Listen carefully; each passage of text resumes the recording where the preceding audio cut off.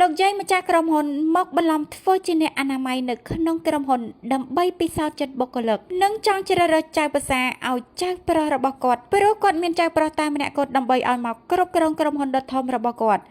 នៅពេលដែលលោកយាយចូលទៅក្នុងចន្ទាយន្តជាមួយនឹងបុគ្គលិកនៅក្នុងក្រុមហ៊ុនទាំងអស់គ្នានៅពេលនោះចន្ទាយន្តក៏ពេញលើសចំណោះដូច្នេះហើយលោកយាយប្រឹងនឹងចាញ់ប៉ុន្តែតួឯកស្រីនាងមិនឲ្យលោកយាយចាញ់នោះទេព្រោះលោកយាយមានវ័យចាស់ជរាដោយនាងសុកចិត្តគឺជាអ្នកចាញ់ដោយខ្លួនឯងនៅពេលនេះធ្វើឲ្យនាងចូលមកដល់ក្រុមហ៊ុនយឺតគណៈពេលដែលតួឯកស្រីរបស់យើងបានដើរមកក្នុងក្រុមហ៊ុនស្រាប់តែបានឃើញអ្នកគ្រប់គ្រងម្នាក់កំពុងតែស្ដីឲ្យលោកយាយដែលនាងបានជួបនៅក្នុងចន្ទាយន្តនោះគណៈពេលនោះតួឯកស្រីឃើញអ្នកគ្រប់គ្រងប្រើពាក្យមិនសមរម្យដាក់លោកយាយ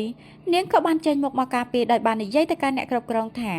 ហេតុអីបានជាប្រើពាក្យសម្ដីខ្លាំងៗដាក់គាត់ម្លេះគាត់គឺជាមនុស្សចាស់នៅពេលនោះធ្វើឲ្យអ្នកគ្រប់គ្រងស្រីខឹងក៏បានស្ដីឲ្យទៅកាន់តួឯកស្រីរបស់យើងថានាងគ្រាន់តែជាបុគ្គលិកមហាសមការងារថ្មីទេ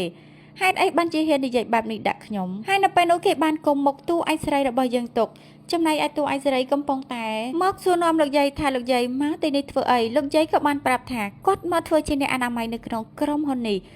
នៅពេលនេះបន្ទាប់ពីបានធ្វើការនិយាយជាមួយនឹងលោកយាយហើយតួឯកស្រីនាងក៏បានមកកន្លែងរបស់នាងដើម្បីហាត់ការងារនៅក្នុងថ្ងៃដំបូងចំណែកឯអ្នកគ្រប់គ្រងម្នាក់នេះគណៈពេលដែលតួឯកស្រីនាងកំពុងតែអង្គុយធ្វើការគេក៏បានមកដាក់ការងារបន្ថែមឲ្យតួឯកស្រីរបស់យើងគឺពួកគេមានបំណងធ្វើបាបតួឯកស្រីហើយចំណែកឯបុគ្គលិកនៅក្នុងក្រុមហ៊ុនដែលជាបុគ្គលិកចាស់ពួកគេក៏បានយកការងាររបស់គេមកឲ្យតួឯកស្រីធ្វើទាំងអស់ដោយសារតែខ្លួនគឺជាបុគ្គលិកថ្មីដែលទើបតែហាត់សមការងារដូច្នេះហើយនាងមិនហ៊ានប្រកែកតវ៉ាជាមួយនឹងពួកគេនោះទេទោះបីជាពួកគេប្រើនាងឲ្យទិញអាហារយ៉ាងច្រើនក៏ដោយក៏នាងសុខចិត្តធ្វើដែរនៅពេលនេះម៉ោង5ល្ងាចដល់ពេលដែលពួកគេទាំងអស់គ្នាដែលជាបុគ្គលិកចេញពីធ្វើការហើយប៉ុន្តែនៅឡើយតែតួឯកស្រីរបស់យើងដែលនាងមិនទាន់ចេញនោះទេព្រោះនាងធ្វើការមិនទាន់ហើយនៅគណៈពេលនោះលោកយាយក៏បានមកសួរតួឯកស្រីថាហេតុអីបានជានៅធ្វើការយប់ម្លេះតួឯកស្រីនាងបាននិយាយថា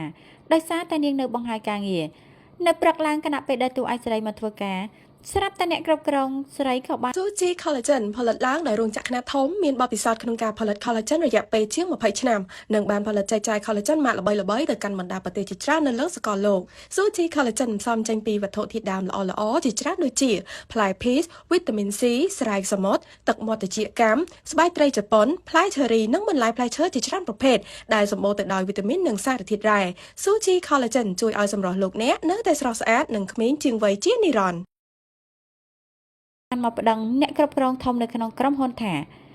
ការប្រយុទ្ធមិញនៅក្នុងក្រុមហ៊ុនបានបាត់របាយការណ៍ងារដូច្នេះហើយមានតែតួឯកស្រីតែម្នាក់គត់ដែលជាអ្នកលួចព្រោះនាងគឺជាមនុស្សចុងក្រោយដែលចេញពីក្រុមហ៊ុនដូច្នេះហើយមានតែនាងនឹងហើយគឺជាអ្នកលួចតួឯកស្រីនាងបាននិយាយថាទោះបីជាខ្ញុំចេញក្រោយគេមែនប៉ុន្តែខ្ញុំមិនបានលួចនោះទេហើយខ្ញុំក៏មិនបានដឹងអីនោះដែរ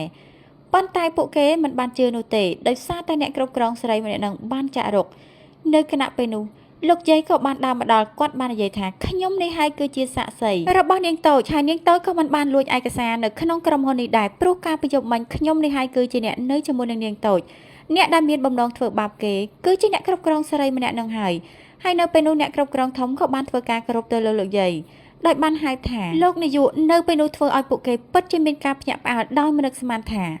លោកយាយអនាម័យម្នាក់នេះគឺជាម្ចាស់ក្រុមហ៊ុនដ៏ធំមួយនេះតតែសោះនៅពេលនេះលោកយាយក៏បានយកផុសតាំងទៅបង្ហាញអ្នកគ្រប់គ្រងធំអ្នកគ្រប់គ្រងធំក៏បានបណ្ដេញឲ្យអ្នកគ្រប់គ្រងស្រីម្នាក់នេះចេញពីក្រុមហ៊ុនដោយសារតែនាងបានសាងកំហុសយ៉ាងធ្ងន់ធ្ងរដូច្នេះហើយលោកយាយក៏បាននិយាយទៅកាន់អ្នកគ្រប់គ្រងធំថានៅពេលនេះតំណែងជាអ្នកគ្រប់គ្រងនៅក្នុងក្រុមហ៊ុននេះបានទំនេរហើយដូច្នេះហើយគាត់នឹងឲ្យតួឯកស្រីរបស់យើងទៅធ្វើជាអ្នកគ្រប់គ្រងស្រីជំនួសស្រីម្នាក់ដែលត្រូវបានគេបណ្ដេញចេញមុននេះហើយនៅពេលនេះលោកយាយក៏បាននាំតួឯកស្រីរបស់យើងមកញ៉ាំអាហារពេលល្ងាចគឺគាត់មានបំណងចង់ឲ្យតួឯកស្រីរបស់យើងបានស្គាល់គ្នាជាមួយនឹងចៅប្រុសតែម្នាក់គាត់របស់គាត់ហើយនៅពេលដែលតួឯកស្រីនាងបានចូលមកដល់ស្រាប់តែឃើញចៅប្រុសរបស់លោកយាយកំពុងតែអង្គុយជក់បារីនាងក៏បានស្ដីឲ្យតាមពិតតួឯកស្រីជាមួយនឹងចៅស្រីរបស់លោកយាយគឺជាសង្សារនឹងគ្នាស្រាប់ហើយនៅពេលដែលបានដឹងបែបនោះលោកយាយគាត់ពិតជាសប្បាយចិត្តខ្លាំងមែនទែនព្រោះបំណងរបស់គាត់បានคล้ายជាការពិតដែលបានតួឯកស្រីមកធ្វើជាចៅប្រសា